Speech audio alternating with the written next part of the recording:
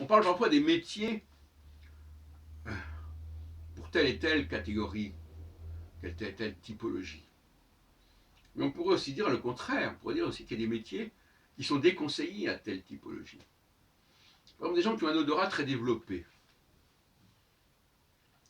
Alors, d'un côté, il est bon qu'ils aillent dans des métiers où l'odorat est important, parce que ça permet de détecter, par exemple, des odeurs suspectes. Je pense que, par exemple, un médecin doit avoir un odorat développé, parce qu'il peut capter une odeur de maladie. C'est pour ça qu'à mon avis, les femmes sont plus douées pour la médecine que les hommes à ce niveau-là.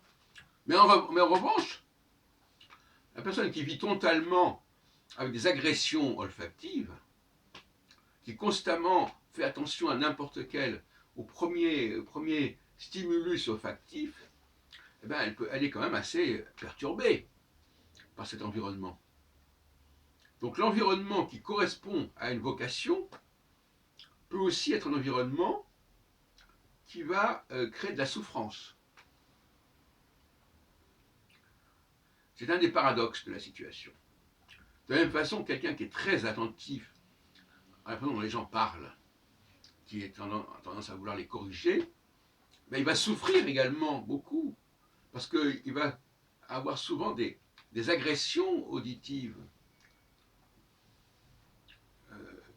Donc, la personne qui est très douée au niveau d'un certain sens va également être perturbée du fait de ce sens qui est hyper développé, hyper actif. Alors, je ne sais pas comment on peut résoudre ce problème, mais ce sont les mêmes personnes qui doivent veiller à certaines choses, et parce qu'elles sont très attentives et très sensibles à ces choses-là, eh bien, elles en souffrent. Donc elles vivent leur métier dans la souffrance.